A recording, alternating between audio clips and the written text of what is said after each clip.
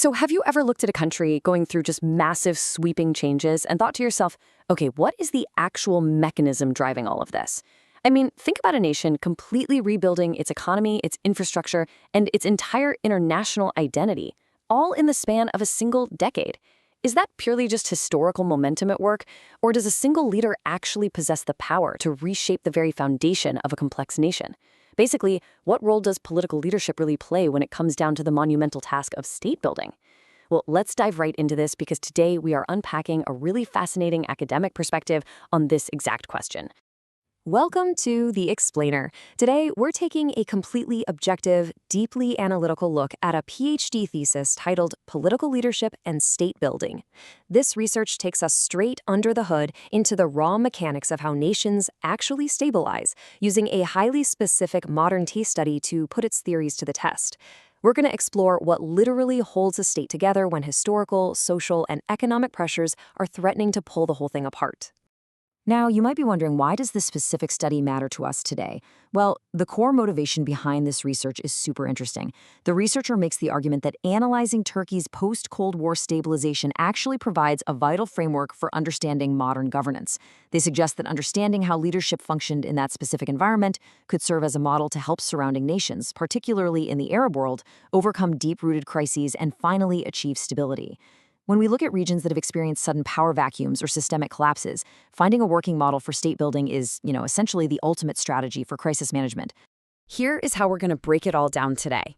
First, we'll look at the state building puzzle. Second, the identity conflict in Turkey. Third, the 2003 to 2019 era. And finally, how leadership builds the state.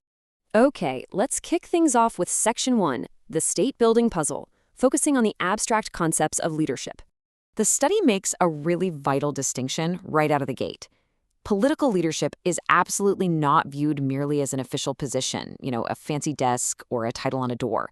Instead, it's defined as a highly dynamic psychological and social process of influence. Think about the difference between a mid-level manager who just reads orders from a manual versus a true visionary who reshapes the entire culture of a company through sheer influence. Political leadership is an active, ongoing interaction. It's not just a static job description. And that crucial point is captured perfectly in this specific quote from the text. The author states, "Leadership is a psychological and behavioral phenomenon, the outcome of social interaction." Basically, the researcher is telling us that a leader doesn't exist in a vacuum. Effective leadership is very much a two-way street. It relies heavily on the environment, the institutional pressures, and the very people being led. Just as a boss is inevitably shaped by the culture of the office they run, a national leader is deeply, deeply shaped by the cultural and historical currents of their country. The leader shapes the environment, sure, but the environment absolutely shapes the leader right back. To really visualize this concept, the thesis suggests that state building is a lot like architecture. Think of the state as this massive, complex skyscraper, and the political leader is the master architect. But, this architect isn't just drawing pretty pictures in a quiet studio. They are actively navigating volatile internal forces, balancing competing interest groups, and working with the really stubborn environmental materials of history and culture. If this architect tries to build with steel but treats it like wood, or ignores a massive fault line right there in the foundation, the whole structure collapses. They literally have to understand the specific stress points of their nation to build something that actually lasts. Moving right along to Section 2, Identity Conflict in Turkey, where we look at the historical environment. A sequential look at the history reveals the massive structural and ideological shifts that formed Turkey's political foundation. For centuries, the region was the center of the Ottoman Caliphate, rooted deeply in Islamic governance and tradition. But then we see this profound shift to the Turkish Republic under Mustafa Kemal Ataturk. And this wasn't just a simple change in government, it was a total systemic shock to the nation's foundation. Imagine changing the alphabet, the legal code, and the acceptable mode of dress almost overnight to introduce a powerful wave of Western-style secularization. This then transitions into the post-Cold War era, which was marked by entirely new ideological shifts, and that finally leads us to the specific 2003 to 2019 era analyzed in the thesis. This entire landscape is defined by deeply entrenched historical friction. At the absolute heart of the nation's state-building process lies this profound civilizational struggle. On one side, you have the Western and secular model. This is focused on the strict, uncompromising separation of religion and state, and historically it was fiercely backed by the military establishment, acting as the ultimate guardian of that secularism. Then on the other side, you have the deep Islamic roots. This represents the grassroots cultural heritage, the societal norms of the broader population, and political Islam. For decades, these two incredibly powerful identity forces have been locked in a complex tug of war, basically vying to define the very soul of the state.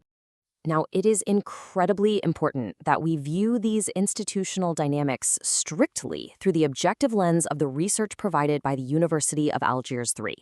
This academic framing is what allows us to understand how political scientists map out these monumental historical pressures and analyze the raw mechanics of a divided society attempting to build a cohesive state.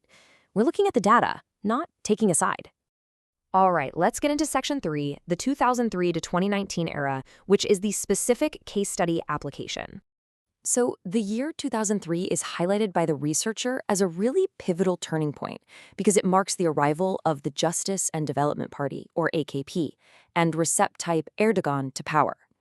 But why is this specific arrival considered such a profound new variable in the equation?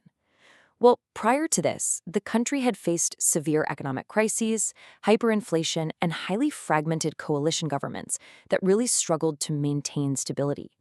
For the political scientist writing this thesis, that 2003 election introduced a highly cohesive, highly influential leadership force into that long-standing historical equation we just talked about, basically filling a massive vacuum of power.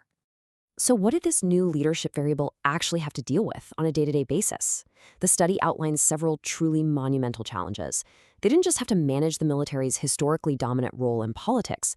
They had to fundamentally redraw the boundaries of civilian power.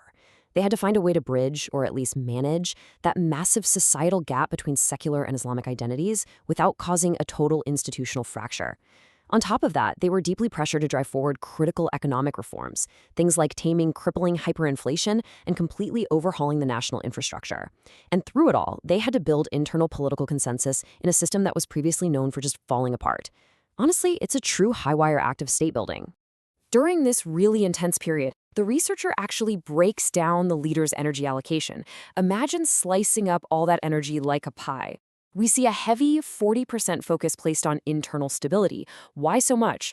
Because without domestic stability, without navigating those historical frictions, the entire state apparatus just stalls out. Another 30% is dedicated to projecting regional influence, so establishing the state's presence on the global stage, negotiating trade, and flexing diplomatic muscle. The final 30% is aimed at institutional reform, actually getting in there and changing the mechanics of how the state, the judiciary, and the economy operate. This continuous, delicate balancing act between internal peace, outward power, and structural change is what the study argues is the absolute essence of modern state building. And that brings us to our final section, number 4, how leadership builds the state. Let's look at the methodology and hypotheses. The researcher utilizes a framework here called the systems approach. It's incredibly logical, almost like a giant factory line for political science. Step 1 is the inputs. These are the environmental conflicts, the historical tensions, and the economic pressures we just explored. Step 2 is processing. But, this isn't a smooth, automated conveyor belt. This processing stage is highly volatile. It's more like a furnace where the political leadership steps in, makes high-stakes decisions, battles for consensus, and navigates the chaos. Step 3 is the outputs, the tangible results of those decisions, which either lead to measurable state-building progress or, conversely, just further instability. Based on this systems approach, this study puts forward its core hypotheses. First, that there is a direct, undeniable correlation between leadership effectiveness and national stability. Second, that state building is never a simple, linear path. It fundamentally requires managing incredibly complex, often completely contradictory variables. And third, the thesis argues that the 2003 to 2019 era in Turkey acts as empirical proof that leadership serves as the central catalyst in this entire process. So why does all this matter to you? Because understanding this formula gives you a really powerful tool. You can look at literally any country in the global news today, map out its inputs and outputs, and instantly identify whether its leadership is acting as a master architect or just a bystander watching the foundation crack. Before we wrap up this explainer, I want to leave you with a question to chew on. If we accept that leadership is this powerful, essential catalyst we've been talking about, we have to ask, Can a single leadership model truly resolve deep-rooted historical conflicts, or does it merely manage them for a specific period of time? Are we seeing permanent, unbreakable state building, or just highly effective but temporary crisis management? It's a complex, challenging question for sure, and understanding these academic models gives us the exact tools we need to analyze the shifting political landscapes all around the world today.